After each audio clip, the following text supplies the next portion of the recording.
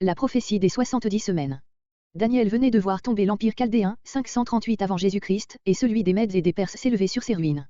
Ce changement de dynastie le rendit attentif aux prophéties de Jérémie, chapitre entre 25 et 29, comparé aussi chapitre entre 30 et 31, annonçant le rétablissement matériel et spirituel du peuple de Dieu après la chute de Babylone.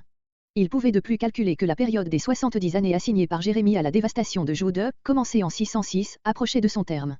En face de ces circonstances nouvelles, il exprime à Dieu par une prière instante l'attente de l'accomplissement des promesses et il s'humilie profondément au nom de son peuple, en demandant le pardon des péchés qui pouvaient entraver cet accomplissement. La réponse de Dieu ne se fait pas attendre. Daniel reçoit la communication non seulement de la proximité du retour, mais encore des destinées de son peuple et des tribulations qu'il aura à traverser jusqu'à l'époque du salut parfait. Pour bien comprendre la forme du message divin, il faut se rappeler que, d'après les anciennes prophéties messianiques, l'apparition de ce salut semblait se rattacher directement au retour de l'exil. Mais l'état moral du peuple et les desseins de Dieu ne permettaient pas la réunion de ces deux événements en un seul et c'est ce que Dieu fait comprendre à Daniel et par lui au peuple, en lui déclarant qu'un temps long et pénible doit intervenir entre l'un et l'autre. Israël doit apprendre que ce retour qui se présente à lui sous les formes les plus brillantes, n'aura rien de flatteur pour la chair et que la venue du Messie, bien loin de clore la période de l'exil, ne peut arriver qu'au terme d'une période 7 fois plus longue que n'a été celle-ci, 7 fois 70 ans. Alors seulement ce que demande surtout Daniel, l'abolition du péché et l'avènement de la parfaite justice, verset 24, pourra se réaliser. Cette prophétie du chapitre 9 est ainsi le pendant de celle du chapitre 7, dans cette dernière, Daniel a contemplé la succession des monarchies terrestres, par conséquent l'avenir politique du monde jusqu'au Messie, venant comme roi sur les nuées, dans le chapitre 9 lui est révélé le sort du peuple de Dieu jusqu'à l'accomplissement du salut spirituel qu'apportera loin retranché, le Messie mis à mort. C'est également à l'histoire du peuple d'Israël pendant la même période que s'applique le chapitre 8, mais au point de vue politique plutôt que spirituel. Verset 1. Verset 1 à 3 Introduction. Darius, voir Daniel 6.1, note. C'est le personnage qui porte le nom de Siaxared en Xénophon. Celui-ci le fait fils d'Astiage, tandis que Daniel nomme ici son père, Assuérus. Cette différence peut s'expliquer par le fait que les deux noms d'Astiage et d'Assuérus paraissent être les titres honorifiques des rois médo-perses plutôt encore que des noms propres. Le premier nom Estige, Ajidaak ou Ajdaak, signifie le serpent mordant et a été porté par plusieurs souverains mèdes, Dejosset, le fondateur de la dynastie, Siaxarei, son petit-fils et Estige, fils de celui-ci. La signification du second, Assuérus, en perse Kshajarsko, de Kshaja, l'empire, semble être simplement l'empereur. Il n'y a donc pas dans cette différence des noms des pères une raison suffisante contre l'identification du personnage de Darius le Mède et de Siaxared II. Fut fait roi. Cette expression indique une sorte de passivité, il n'avait pas conquis lui-même la Chaldée. C'était Cyrus qui avait commandé l'armée. Comparez Daniel 6.1 note. Verset 2. La première année. En 538, au moment où le Second Empire venait de renverser le premier. C'était un moment solennel pour le prophète, ce fut probablement cette même année qu'eurent lieu les événements racontés chapitre 6. On comprend comment, après avoir reçu l'exaucement de son ardente application, Daniel fut encouragé à persévérer dans ses prières, Daniel 6.10. En lisant les livres. On a appliqué parfois cette expression à tout le recueil de l'Ancien Testament, formé longtemps après l'époque de Daniel et on y a trouvé ainsi une preuve contre la composition de ce chapitre par Daniel. Mais dans ce cas, le faussaire aurait été plus maladroit qu'il n'est permis de le supposer. On peut remarquer que, dans le temps des anciens prophètes, chacun d'eux cite plus ou moins textuellement les écrits de ses devanciers, ainsi Joël cite Abdia, Amos, Joël, Ésaïe, Michée, Jérémie, un grand nombre des prophètes antérieurs. Il possédait donc un recueil des écrits prophétiques précédents et pourquoi n'en aurait-il pas été ainsi de Daniel? Il est donc naturel de penser que par l'expression, les livres, il désigne les écrits prophétiques et peut-être plus spécialement celui de Jérémie. 70 ans. Les deux prophéties de Jérémie où il est question de ces 70 ans se trouvent en Jérémie 25.11, Jérémie 29.10. Le point de départ de cette période est pour Jérémie la première arrivée de Nebuchadnezzar à Jérusalem, la quatrième ou au plus tard la cinquième année de Jéhojakim, 606 à 605 avant Jésus-Christ. C'est ainsi que l'auteur du livre des Chroniques, 2 Chroniques 36.21, et de celui d'Esdra, Esdra 1.1, ont aussi compris Jérémie. Ce fut, il est vrai, en 588 seulement que Jérusalem fut réduite en ruines et la masse du peuple emmenée en captivité, mais le châtiment commença dès le moment où le pays fut ravagé et une partie des vases sacrés transportés à Babylone. C'est cette même année, 606 à 605, que Daniel lui-même fut exilé de son pays et il n'est pas douteux qu'il ne fixa dans sa pensée le commencement des 70 ans à cette année-là. Quant au terme de ces 70 ans, d'après le chapitre 25 de Jérémie, il devait être marqué par la chute de la puissance chaldéenne, événement qui avait eu lieu sous les yeux de Daniel, Daniel 5.30. Mais, d'après le chapitre 29 de ce même prophète, cette chute devait être signalée par le rétablissement d'Israël, fait qui n'avait pas encore eu lieu, car, en réalité, il s'est écoulé 2 ans entre la chute de Babylone, 538, et le retour des Juifs, 536. Il y avait là une cause d'indécision et d'angoisse pour le prophète, qui contribua sans doute à le pousser à la prière. Verset 3. Me disposant, littéralement pour chercher la prière. La prière vivante et efficace est un don de Dieu, Zacharie 12.10, que Daniel cherchait à obtenir par le jeûne et l'humiliation. Le sac et la cendre. Comparez Ésaïe 20.2, Jérémie 6.26. Verset 4. Verset 4 à 19 la prière. Verset 4 à 14. Confession des péchés, et cela, en commençant par le présent, versets 4 à 10 et en remontant au passé qui a toujours été semblable, versets 11 à 14. Qui garde, à ceux qui gardent. Comparé Deutéronome 7.9. Cette idée de réciprocité est exprimée encore Psaume 18.26-28. Verset 5. Péché, proprement, manquer le but. Commis l'iniquité, proprement, été retort. Été méchant, ce troisième terme marque une disposition hostile envers l'auteur de la loi. Rebellé. C'est ici la révolte ouverte, le péché à main levée, nombre 15.30, le plus haut degré de la perversité. Verset 6. Tes serviteurs, les prophètes, comparé Jérémie 25.4. Nos chefs, ce sont les principaux en Israël, tant dans l'ordre civil, les magistrats, que dans l'ordre religieux, les sacrificateurs, comparé Jérémie 44.17, Néhémie 9.32, Néhémie 9.34, Ésaïe 43.28. Verset 7. La confusion de face, d'après le terme hébreu et le contexte, ce mot désigne la honte résultant du châtiment qui les a publiquement frappés, comparé Esdras 9.7. Habitants de Jérusalem, ceux qui formaient l'ancienne population de la capitale, à qui les prophètes ont autrefois parlé. Comparé par exemple Jérémie 35.13. Jérusalem est maintenant à Babylone. Tout Israël, ce terme comprend avec les habitants de Jérusalem et du pays de Juda ceux des 10 tribus, des longtemps captifs. Verset 9. Les compassions, les pardons, ce pluriel est à remarquer. Il exprime une abondance de rédemption. Nous en avons besoin, car nous avons péché. Ou bien plutôt, il faut que tu pardonnes, car un péché comme le nôtre, la rébellion ouverte, ne peut être effacé que par un acte de grâce, non, comme le simple délit ou le péché involontaire, par une peine ou un sacrifice. Verset 11. Déversé, comme un déluge de feu. Comparé Genèse 19.24, Nehemie 1.6. La malédiction, les menaces de la loi contre le pécheur. L'imprécation, le vu réclamant leur accomplissement. Dans la loi de Moïse, voyez Lévitique 26.16 et suivant, Deutéronome 28.15 et suivant. Verset 12. Les juges, ici, dans un sens général, les supérieurs, Psaume 2.10, Psaume 148.14. Verset 13. Chercher à apaiser. Littéralement, caresser la figure de l'Éternel. Ta vérité, la fidélité de Dieu à ses menaces comme à ses promesses. Verset 14. Veiller sur le mal, qu'il voulait faire. Dieu s'est appliqué à l'amener au moment précis et convenable.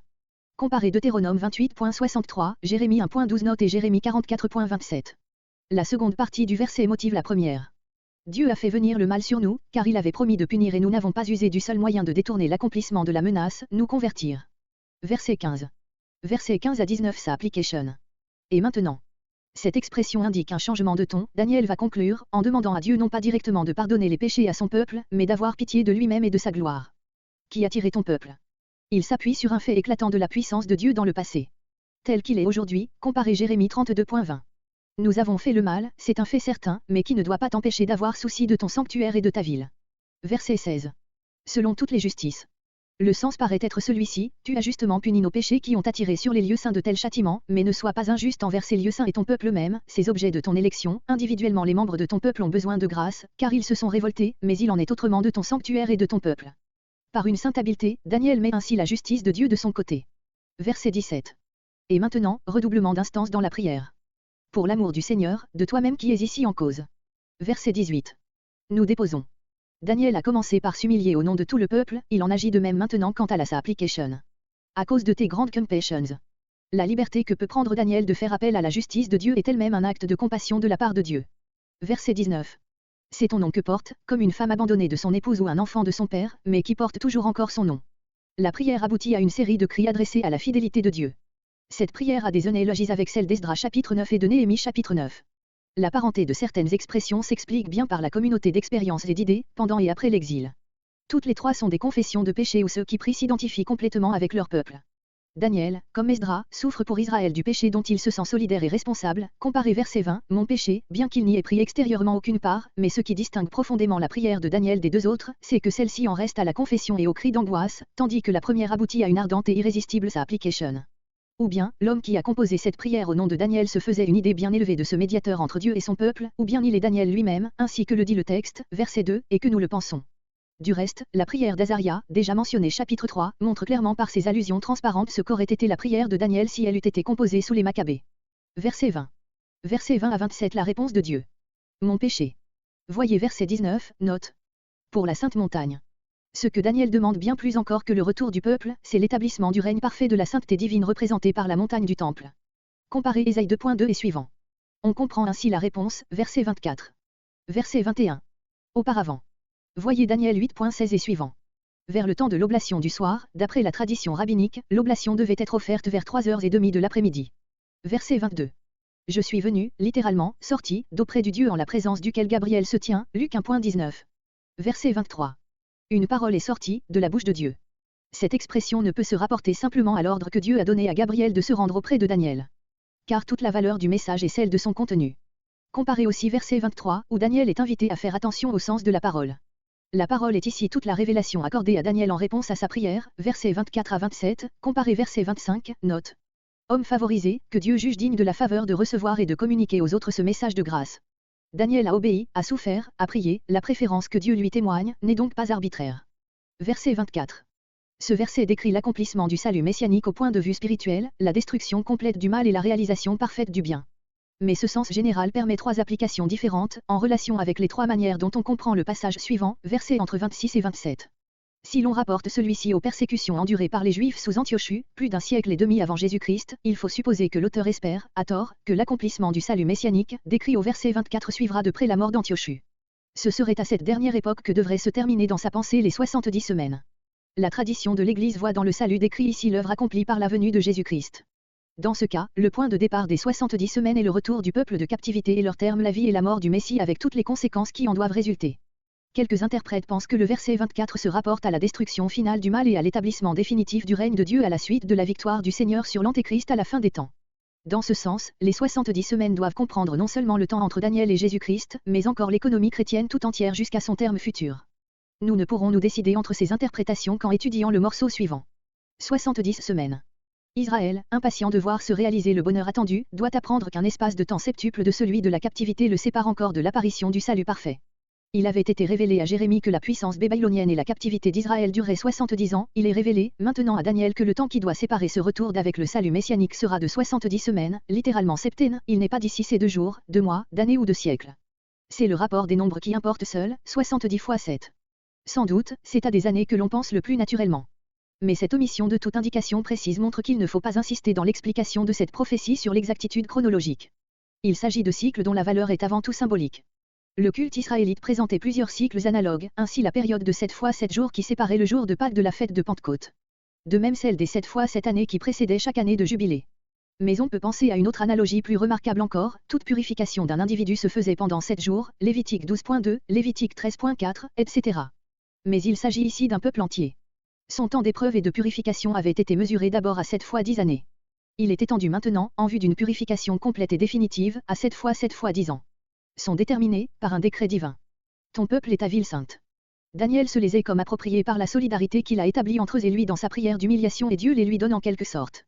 Les 6 expressions qui suivent, décrivent dans leur ensemble la plénitude du salut, au point de vue purement spirituel.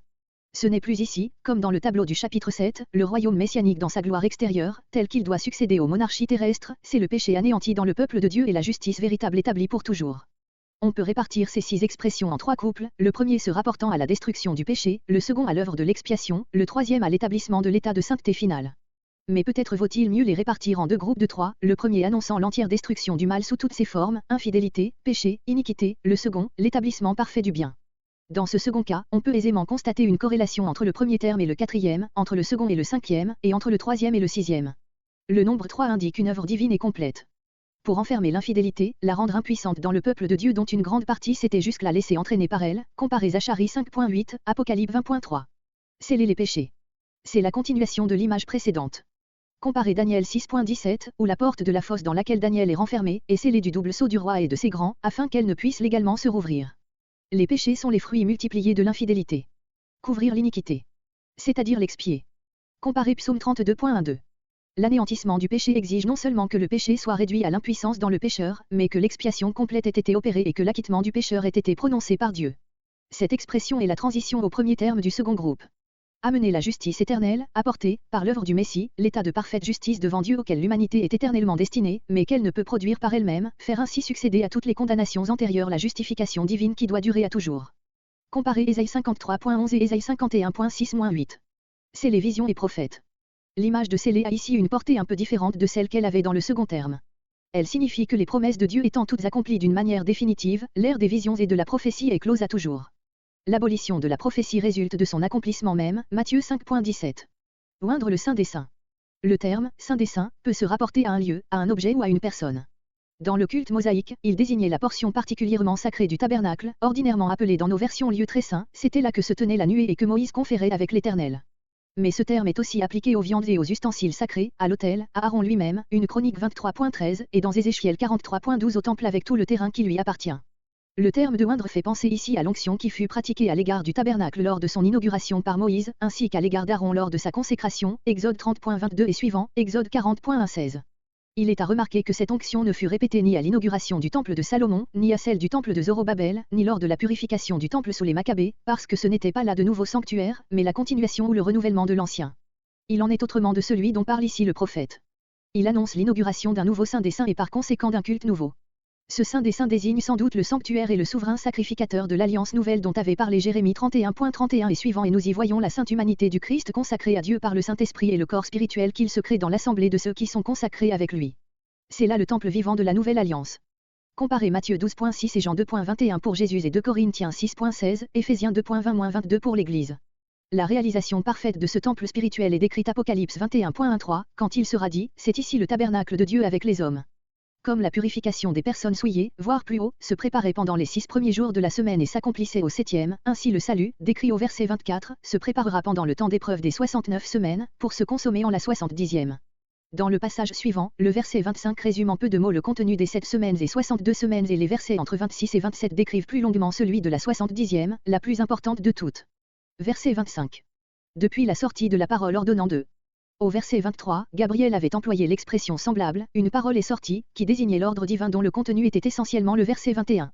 Ici, il fait allusion par l'expression la parole ordonnant à un ordre humain qu'Israël attendait comme devant mettre fin aux 70 années de captivité, c'était l'édit du roi païen qui autoriserait le retour que Jérémie avait prévu et annoncé dès le commencement de la captivité. Cette parole sortie, dont parle le verset 25, est par conséquent le premier pas dans l'accomplissement du salut décrit verset 24. Ceux qui rapportent les versets entre 26 et 27 à l'époque des Maccabées cherchent naturellement à reculer le plus possible le point de départ des 70 années et voient dans cette expression, la parole sortie, la prophétie même de Jérémie annonçant le rétablissement, telle qu'elle est renfermée dans Jérémie 30.18 et suivant, Jérémie 31.38 et suivant. Il suppose que ces prophéties non datées furent prononcées à l'époque de la ruine de Jérusalem, en 588 et arrivent ainsi à faire de cette année-là, et non de 536, la première des 70 semaines qu'il identifie avec la première des 70 années de l'exil. Mais nous devons dire ici déjà que cette manière de compter nous paraît inadmissible. Parce que les 70 années qui préoccupaient Daniel en ce jour, ne sont pas même mentionnées dans ces deux passages de Jérémie. Parce que, de cette manière, le temps de l'exil est réduit à 52 ans au lieu de 70. Parce qu'il est bien peu naturel de désigner l'année de la ruine de Jérusalem comme celle dans laquelle l'ordre a été donné de la reconstruire. Si l'on voulait réellement rapporter l'expression la parole est sortie, au moment où Jérémie a prophétisé, il faudrait penser, non aux promesses des chapitres entre 30 et 31, mais à celles des chapitres entre 25 et 29 où les 70 années sont expressément indiquées et dont la première a été prononcée en l'an 606. Mais ce point de départ ne peut convenir à cette interprétation, comme on le verra. D'autres rapportent la sortie de la parole à l'un des deux édits du roi postérieur Artaxerxès, soit à celui qui autorisa le retour d'Esdras, année 457, soit à celui relatif à la mission de Néhémie, 445. Cela nous paraît également impossible, car ces deux faits le signalent point une époque marquante dans l'histoire du peuple de Dieu et ne sont que le continuation de ce qui avait été fondé par l'édit de Cyrus. On objecte que dans l'édit de Cyrus, Esdras 1.14, il n'est question que de la restauration du temple, tandis qu'il est parlé ici de la reconstruction de Jérusalem. Mais il est clair que le temple ne pouvait être rebâti sans la ville, et si le roi Cyrus s'exprime comme il le fait, c'est que ce qui lui importait, à lui, c'était que la maison de l'Éternel fût rebâtie. Il voulait, sans doute, s'assurer par là la faveur de ce Dieu d'Israël dont il avait, aussi bien que les souverains babyloniens ses prédécesseurs, reconnu la puissance. Comparez les paroles de Darius Esdras 6.10, afin qu'ils, les Israélites, offrent des sacrifices de bonne odeur au Dieu des cieux et qu'ils prient pour la vie du roi et de ses enfants, et celle d'Artaxerxès, Esdras 7.20. Jusqu'à un chef. En rattachant étroitement ce verset au précédent et en particulier au dernier des 6 termes, on est naturellement conduit à appliquer cette expression au personnage qui doit réaliser le décret de salut, verset 24, au Messie. Le titre d'Oin le désigne comme un de ceux que Dieu a choisi et revêtu de son esprit, comparé Ésaïe 61.1 et suivant, et celui de chef, en hébreu Néïd, celui qui est à la tête, soit comme le chapitre du peuple, soit peut-être comme le premier entre tous les oints de ce même, en tant que réunissant en lui la royauté et la sacrificature, psaume 110.1, psaume 110.4, Zacharie 6.12-13. Ceux qui appliquent les versets suivants à l'époque des Maccabées séparent, comme nous allons le voir, les 7 semaines des 62 semaines et placent loin chef à la fin des premières, en rapportant cette expression à Cyrus, le libérateur d'Israël qui, comme tel, est appelé dans Ésaïe 45.1, Maskiach, ouin. C'est en raison de cette application qu'il place la sortie de la parole, non en 536, édit de Cyrus, ni en 606, prophétie de Jérémie sur les 70 semaines, mais en 588, ruine de Jérusalem, afin d'obtenir par là un espace de 49 ans, 7 semaines, aboutissant à peu près exactement au roi Cyrus. Nous avons reconnu déjà l'impossibilité de cette application. Et l'expression même de Daniel ne convient pas bien à Cyrus qui aurait dû plutôt être appelé chef ouin que ouin chef, car la première qualité qui frappe chez ce roi païen est celle de chef et non celle de ouin. Nous verrons d'ailleurs que cette interprétation forcée se heurte encore à une grosse difficulté chronologique à l'égard des 62 semaines. On a proposé aussi de voir dans l'ouin chef Esdras, qui est rentré en Palestine 80 ans après le retour de l'exil. Mais ce sens de l'expression ne nous paraît pas soutenable. 7 semaines et 62 semaines. Ces deux périodes sont séparées par la ponctuation du texte hébreu, dans ce sens, jusqu'à l'ouin chef, 7 semaines, puis, pendant 62 semaines, elle reviendra. C'est l'interprétation suivie par ceux qui voient Cyrus dans l'ouin chef. La ponctuation hébraïque ne peut dans un pareil passage avoir une grande autorité, elle est de beaucoup postérieure à l'ère chrétienne et peut avoir été influencée par le désir d'échapper aux conséquences que les chrétiens tiraient de notre passage en faveur de la dignité messianique de Jésus. Rien dans le texte n'empêche de réunir les deux périodes dans ce sens, jusqu'à l'ouin chef 7 semaines et 62 semaines, et la phrase suivante décrit alors le caractère général de ces deux périodes, un temps de rétablissement, mais aussi de détresse permanente. Seulement on se demande dans ce cas à quoi bon séparer cette période uniforme en deux sous-périodes, l'une de 7, l'autre de 62 semaines. Il nous paraît qu'il faut envisager le premier cycle, celui de 7 fois 7 ans, comme représentant symboliquement l'époque de la reconstruction de la ville et de la fondation du nouvel état de choses. Le chiffre 7 met à part ce temps de restauration et lui imprime un caractère de sainteté et de grâce particulière. C'est une époque de protection spéciale de Dieu, pendant laquelle Israël eut ses derniers prophètes, Agé, Lachari, Malachi, et les derniers envoyés spécialement qualifiés, Esdras, Néhémie. Le cycle de 62 représente symboliquement tout le temps de la conservation du peuple depuis cette rénovation jusqu'à la consommation finale, figurée par la 70e semaine. Ce chiffre de 62 n'a rien de sacré, il résulte simplement de la soustraction des deux chiffres réunis, 7 et 1, de la somme totale, 70. Ainsi trois cycles, l'un de rétablissement, l'autre de maintien, le troisième de consommation, l'ère messianique. Il est certain que, dans l'explication que nous proposons ici, l'on n'arrive pas à une entière exactitude chronologique. Car, depuis le retour de la captivité jusqu'au Messie, il s'est écoulé en réalité 536 ans, tandis que 69 semaines ne font que 481 ans, mais dès qu'il est entendu que l'auteur parle ici en prophète et non en historien et qu'il décrit des cycles symboliques, cette divergence n'a pas de gravité. Il en est autrement dans l'interprétation maccabéenne, d'après laquelle l'auteur écrirait non en prophète, mais en historien. Dans cette hypothèse, il faut nécessairement que les dates aient une certaine exactitude et c'est ce qui n'est nullement le cas. Car du retour de l'exil en 536, où commencent selon cette explication les 62 semaines, jusqu'à la mort d'Antiochus, en 461, il ne s'est écoulé que 372 ans et non pas 431 ans, équivalent des 62 semaines. Cela fait 62 ans de trop, ou même 111, si l'on fait dater les 49 ans, équivalent des 7 semaines, du retour de la captivité, comme il nous a paru que c'est le sens le plus naturel. Une si énorme erreur de la part d'un auteur écrivant au vu des faits et qui s'est montré si bien instruit des coutumes et de l'histoire babylonienne, n'est-elle pas inadmissible ? Tous les expédients imaginés pour échapper à cette difficulté, comme de faire rentrer les 7 semaines dans les 62 ou de les placer chronologiquement après les 62, sont d'une impossibilité exégétique qui saute aux yeux. Il resterait la troisième explication, qui voit dans la 70e semaine l'époque finale de l'Antéchrist et du retour du Seigneur. À ce point de vue, l'on rapporte les 7 premières semaines à tout le temps écoulé depuis le retour de la captivité jusqu'à la venue du Christ, loin chef, et les 62 à tout le temps de l'économie chrétienne. Nous verrons si cette explication peut s'accorder avec les termes des versets suivants. Elle reviendra. Le sujet sous-entendu est Jérusalem transportée en Babylonie dans la personne de ses habitants. Cette expression se rapporte surtout à la période des 7 semaines, le moment de restauration où avec Zorobabel, Esdras et Néhémie sont revenus les différentes troupes d'exilés. Sera rebâtie, place et enceinte. Pendant les 62 semaines, Jérusalem est redevenue une ville considérable, l'une des capitales de l'Orient. Dans l'angoisse des temps. Durant toute cette période, Israël n'a pas joui d'un moment de sécurité. Il a passé des mains des Perses à celles des Syriens et bientôt des Égyptiens, puis de nouveau des Syriens et après l'époque des Maccabées, dans celle des Romains. Verset 26. Les versets entre 26 et 27 décrivent la 70e semaine, selon nous, l'ère messianique où doit être opéré le salut parfait décrit verset 24. L'événement saillant de cette période est mis en tête dans les mots, ouin sera retranché. Ceux qui appliquent ces versets au temps d'Antiochus voient dans cet ouin retranché le souverain sacrificateur Onios III, qui fut assassiné à Antioche vers 172 ou 174 avant Jésus-Christ, par le lieutenant d'Antiochus. Il est raconté dans le second livre des Maccabées que le grand sacrificateur Onios fut destitué par Antiochus et remplacé par son frère Gésone, que celui-ci à son tour subit le même sort 3 ans après par les intrigues de Ménéla. Ce dernier, devenu grand sacrificateur, gagna le gouverneur d'Antioche où Onios s'était réfugié dans un lieu envisagé comme inviolable et le fit assassiner. Ce fait, dit le livre cité, produisit une grande sensation chez les Juifs et païens et il ne serait pas impossible qu'il eût été mis en relief dans un livre composé à cette époque. On peut citer plusieurs passages, par exemple, Lévitique 4.3, Lévitique 4.5, Lévitique 4.16, où l'épithète de oint est donnée au grand sacrificateur et lors même qu'Uonia a été destitué au moment de sa mort, il restait pourtant aux yeux des Juifs un personnage oint. Mais ce qui paraît contraire à cette explication, c'est que ce meurtre est resté un fait isolé, sans la moindre relation morale avec l'invasion de Jérusalem et le pillage du temple, qui sont ici mis en connexion étroite avec le retranchement de loin, verset 26. Si l'on part de cette dernière observation, on sera plutôt conduit à appliquer ces mots au retranchement du Messie qui a eu pour conséquence la chute du temple et la ruine du peuple juif. Le terme solennel, sera retranché, convient mieux dans ce sens, puisqu'il s'applique ordinairement à un retranchement exigé par la loi. Dans Ésaïe 53.8, la mort violente du Messie est désignée par une expression analogue. Il est donc naturel de voir dans cet oint celui du verset 25, dont la venue avait simplement été indiquée comme date de la clôture des 69 semaines, les 7 semaines et les 62 semaines vont jusqu'à un oint chef, et après les 62 semaines, l'oint sera retranché. Cette expression loin sera retranché constitue l'objection la plus forte contre la troisième interprétation indiquée, celle qui rapporte ce passage au temps de l'Antéchrist. En effet, il faudrait lui faire signifier, non, sera retranché personnellement, mais sera supprimé comme Messie, en tant que toute obéissance lui sera refusée alors sur la terre et que pour un temps son Église disparaîtra. Ce sens est certainement impossible. Et personne pour lui. On a rendu ce texte de bien des manières, par exemple, et il n'y est pour rien, comparez Ésaïe 53.3, Ésaïe 53.8. La traduction la plus littérale serait « et rien pour lui », ce qui pour le sens ne diffère pas de la nôtre, que nous avons préféré pour plus de clarté. Une fois le Messie retranché, son œuvre paraît anéantie, nul ne semble pouvoir la relever, ses adhérents, les saints, ont comme disparu. La conséquence de ce retranchement de la personne du Christ et de son œuvre est indiquée dans les paroles suivantes. Une fois la théocratie privée de celui qui en était l'âme, elle ne peut plus que crouler. Comparez Luc 13.31, Luc 13.35, Jean 2.19. Abattre le Messie, c'est abattre le temple et Israël lui-même. Le peuple d'un chef.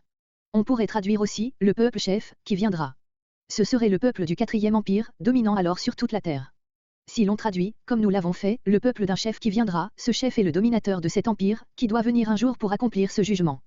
La destruction est la rétribution divine pour le meurtre du Messie. Détruire la ville et le sanctuaire. Le terme de détruire, chacha paraît bien fort pour désigner ce qui se passa sous Antioche Épiphane.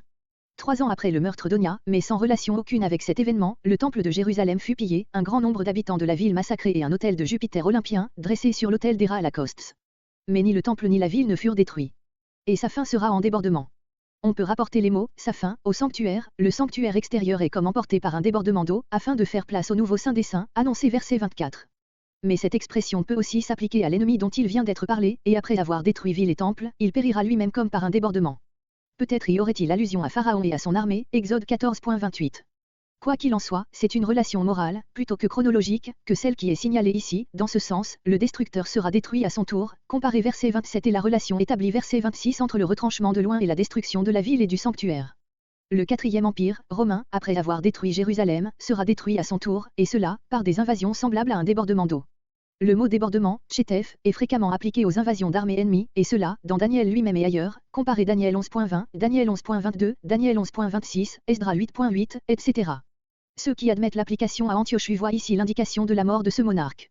Mais comment expliquer l'expression en débordement? Antioche est mort tout simplement d'une maladie qu'il a atteint au retour d'une expédition contre la Perse. Et jusqu'à la fin. On peut entendre, la fin de cette époque déterminée. Le sens est dans 2 cas, la guerre ne cessera pas que la terre sainte n'ait été absolument désolée. Ou bien l'on peut donner au mot la fin une portée plus absolue, jusqu'à la fin de l'ordre actuel. La paix ne s'établira plus d'une manière durable et solide, il y aura guerre entre la bête et les saints jusqu'à la fin, cette guerre ne cessera pas que la grande désolation qui doit précéder l'établissement du règne de Dieu ne soit arrivée. Sont décrétés, quelque impossible que cela puisse paraître à ceux qu'il concerne, le décret de Dieu doit s'accomplir jusqu'au bout. C'est la seconde destruction d'Israël qui est ainsi annoncée. Verset 27. Au verset 26, la 70e semaine n'avait pas été mentionnée, l'horizon prophétique restait indéfini. Ce verset renfermait tout ce qui devait suivre les 69 semaines jusqu'à la fin des temps. C'est là ce qu'expriment les mots, et après les 62 semaines. Au verset 27, le prophète mentionne expressément la 70e semaine et indique les points essentiels de son contenu. Il conclura. Plusieurs interprètes ont donné pour sujet au verbe conclura le mot, une semaine, ce qui est peu naturel. Le sujet est certainement sous-entendu. On peut penser, selon les applications diverses des versets précédents, à Antioche Épiphane avec lequel font alliance les Israélites apostats, ou bien au Messie qui durant la semaine établit l'alliance nouvelle. Mais peut-être le plus naturel est-il de penser à l'Éternel lui-même qui préside à l'œuvre messianique. C'est dans ce dernier sens qu'on s'explique le mieux l'ellipse. Une alliance ferme, celle dont Jérémie avait déjà parlé en l'opposant à l'alliance de Sinaï que les Juifs avaient rompue, Jérémie 31.31 et suivant. Le retour de la captivité n'a été que la reprise de l'ancienne alliance et non la fondation de la nouvelle. Ce qui est nouveau dans cette prophétie, ce n'est ni l'idée d'une nouvelle alliance, ni celle du Messie mourant, peint déjà dans Ésaïe chapitre 53, c'est uniquement la relation établie entre ces deux faits. Avec un grand nombre. La même expression, Rabim, avait déjà été employée par Ésaïe 52.14, Ésaïe 53.11-12, mon serviteur juste en justifiera un grand nombre, comparez Matthieu 20.28, Matthieu 26.28. C'est la partie fidèle de l'ancienne alliance, le saint reste, qui devient le noyau de la nouvelle. Pendant une semaine, la 70e, pendant laquelle s'accomplit le salut spirituel décrit verset 26. À la moitié de la semaine. On peut traduire aussi, pendant la moitié de la semaine, soit la première soit la seconde moitié. Dans l'application du passage à Antiochus, cette moitié de semaine représenterait les 3 ans et demi que dura la suppression du culte de Jéhovah et en particulier de l'Holocauste journalier. Sans doute depuis le 15 Kislev 168 où fut placé, sur l'autel des Ralakostes celui du Jupiter olympien, jusqu'au 25 Kislev 165, où le culte de Jéhovah fut rétabli, il n'y a eu que 3 ans et 10 jours, mais on suppose que le culte de Jéhovah avait été supprimé quelques mois avant l'établissement de celui de Jupiter, comparé Daniel 8.14, note. Il n'en est pas moins vrai que 3 ans 10 jours ne sont pas 3 ans et demi et que cette indication ne s'accorde pas avec celle du chapitre 8, qui, de l'aveu de tous, s'applique à la suppression de l'Holocauste sous Antiochus Épiphane. Pourquoi, dans le même écrivain qui est supposé parler ici comme historien, 2 dates différentes se trouveraient-elles appliquées au même événement, surtout si l'on tient compte de la précision extrême du chapitre 8, 2300 soirs et matins. Il résulte de là, nous paraît-il, que la date d'une demi-semaine, qui correspond à celle d'un temps, des temps et la moitié d'un temps, Daniel 7.25, doit avoir comme celle-ci un caractère et une signification symbolique plutôt que strictement chronologique, voire Daniel 7.25, note. Il fera cesser sacrifices et oblations, toute offrande sanglante ou non sanglante. Dieu ne peut faire cesser le sacrifice de l'alliance ancienne qu'en consommant un sacrifice nouveau, fondement de l'alliance nouvelle. C'est donc ici qu'il faut placer l'immolation du Messie, verset 26. Dès ce moment, le culte juif perd sa valeur et son efficacité, qui passe tout entière dans le sacrifice messianique. Le mot Shabbat, se reposer, cesser, employé dans le texte, s'applique plus naturellement à une cessation de ce genre qu'à une suppression violente, telle que celle qui eut lieu sous les Maccabées. Les cérémonies lévitiques ne sont plus dès lors que des formes sans vie dont l'abolition ne peut tarder, sur le corps mort, les aigles s'assembleront. Le déchirement du voile du temple au moment de la mort de Christ a été le symbole frappant du rejet et de la profanation du sanctuaire par Dieu même. Sur l'aile des abominations. Ces mots sont très obscurs. Les 2 principales traductions sont, sur l'aile viennent les abominations désolatrices, ou du désolateur, cette traduction n'est pas tout à fait correcte au point de vue grammatical. Ou bien celle que nous avons donnée et qui est plus littérale. Les abominations sont le terme employé fréquemment dans l'Ancien Testament, par exemple 1 Roi 11.5, 2 Rois 23.13, Jérémie 7.30, note, pour désigner les idoles. Le mot traduit par elle a été appliqué à la surface plane de l'autel des Ra'alakostes, sur laquelle les Syriens avaient dressé l'autel de Jupiter olympien. Mais comment justifier cet emploi du mot elle? On l'a pris aussi dans un sens figuré, porté sur l'aile des abominations, c'est-à-dire par son exaltation idolâtre, viendra le désolateur. Ou bien on l'a appliqué aux aigles romaines qui souilleront un jour Jérusalem et le temple. Le mot hébreu signifie littéralement, une chose étendue qui sert à couvrir. Il pourrait donc bien désigner ici les 2 pans du toit du temple, comparer le terme qui en grec signifie aussi elle, Matthieu 4.5. Le toit du temple serait appelé ici elle des abominations, comme servant d'abri, depuis la mort du Messie, à un culte sans vie et réprouvé de Dieu. Le sens serait donc, sur le temple de Jérusalem, privé de la présence de Dieu et réduit ainsi à n'être plus qu'un temple idolâtre, font le désolateur. C'est dans le même sens que, dans Ézéchiel 43.7, le temple est appelé les hauts lieux d'Israël. On sait par l'historien Joseph de quelles abominations le temple fut le théâtre pendant le dernier siège de Jérusalem. Le désolateur est la puissance romaine, désignée déjà, verset 26, par les mots, le peuple d'un chef qui viendra. L'abomination de la désolation. Cette expression est employée dans le premier livre des Maccabées pour désigner l'autel de Jupiter, 1 Maccabée 1.54. Jésus s'en sert aussi en annonçant la profanation du temple par les Romains. Elle n'est pas tirée directement de notre passage, mais plutôt de ceux Daniel 11.31 et Daniel 12.11, voire les notes. Et cela jusqu'à ce que la désolation du temple de Jérusalem dure encore. Elle ne cessera que lorsque le désolateur deviendra un désolé. Le 4e empire qui détruit le sanctuaire sera détruit à son tour avec ses 10 cornes, comparé Daniel 7.11. Remarque sur le chapitre 9. Résumons d'abord le contenu de la révélation renfermée dans le passage précédent. Dieu prépare à son peuple un salut spirituel parfait, à la fois abolition du mal et don de justice et de sainteté, verset 24. Cet état de choses se réalisera au terme de 70 semaines comptées à partir de l'édit qui ordonnera le retour du peuple et la restauration de Jérusalem, verset 25. Jusqu'à l'apparition de l'Oint-Chef qui opérera cette œuvre de salut, il s'écoulera 7 semaines et 62 semaines, verset 25. Par ce Messie, Dieu fera alliance avec un grand nombre de membres du peuple, verset 27. Au milieu de son œuvre, verset 27, le Messie sera retranché, verset 26. Ce retranchement mettra fin au culte de la première alliance, verset 27. Le temple sera profané et sur ce temple et la ville fondera un peuple ennemi venant comme un débordement d'eau. Le décret de Dieu est que l'œuvre de cet ennemi ne cesse que lorsque tout sera dévasté. Mais aussi que cet ennemi lui-même soit entièrement détruit à son tour. L'étude impartiale de ce morceau ne nous permet pas de l'appliquer aux événements qui ont eu lieu sous Antiochus Épiphane, soit en supposant avec quelques interprètes que, pris dans ce sens, ce tableau ait été une véritable révélation accordée à Daniel, soit en prétendant y retrouver un exposé de cette histoire fait après coup sous la forme d'une prophétie.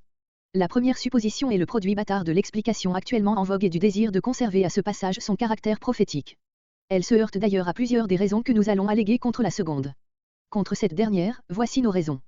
L'énorme erreur chronologique qu'elle suppose.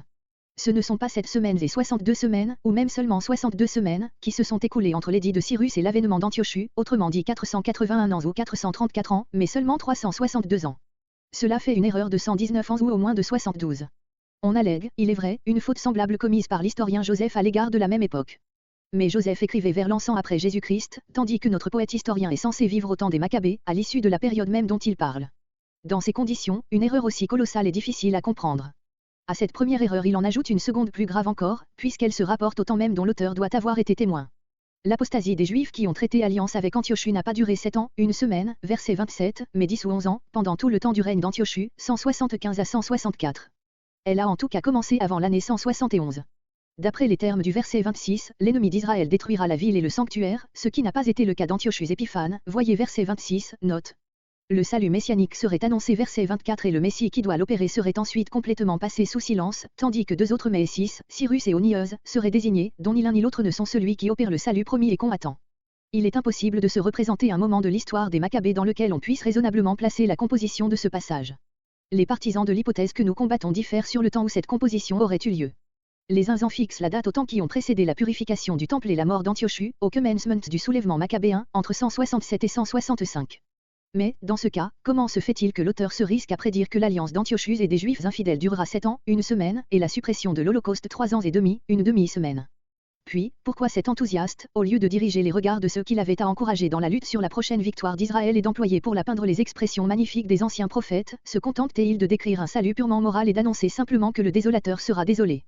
D'autres, sentant ces difficultés, placent la date de la composition de notre prophétie après la purification du temple et la mort d'Antiochus, vers 163, alors que les Juifs étaient de nouveau maîtres de Jérusalem et avaient remporté de brillantes victoires sur les armées d'Antiochus. Mais comment l'auteur ne ferait-il dans ce cas aucune allusion à ces glorieux faits d'armes et n'en tirerait-il pas son principal sujet d'encouragement pour la foi israélite, en vue du triomphe complet qui était encore à attendre? Ainsi dans la première de ces suppositions, l'auteur annonce trop de choses, dans la seconde trop peu. Enfin, quelle que soit celle de ces dates que l'on choisisse, le prophète ne pouvait-il pas promettre le salut sans revenir aux 70 années de captivité annoncées par Jérémie et sans traverser de nouveau tout ce passé qu'il fait rentrer dans le cadre des 7 semaines et des 62 semaines? Tout cela s'explique au contraire tout naturellement dans la situation de Daniel placé entre ses 70 années de captivité et ses 70 semaines d'épreuve. Comment un écrivain composant en face de la détresse maccabéenne et s'adressant à des gens dispersés et réfugiés dans des cavernes et jour et nuit sous les armes, serait-il ainsi revenu en arrière? Est-ce pour des gens réduits à cette extrémité que l'on refait de sang-froid l'histoire sous cette forme énigmatique? Le lien qui unit la prière à la prophétie ne permet pas qu'on les sépare. Or, le caractère de cette prière est profondément sérieux, sobre et saint. Cela ne permet pas de supposer que l'une comme l'autre ait été composée d'une manière artificielle et par un écrivain qui, trop timide pour prophétiser en son nom, n'aurait pas craint d'attribuer ses élucubrations à un saint homme disparu depuis 3 siècles et demi. Voilà les raisons par lesquelles ces deux faits se sont de plus en plus imposés à nous. Le morceau versets 24 à 27 est une vraie prophétie. Cette prophétie n'a pas trouvé son accomplissement au temps d'Antiochus et ne peut s'appliquer qu'au salut apporté par Jésus-Christ.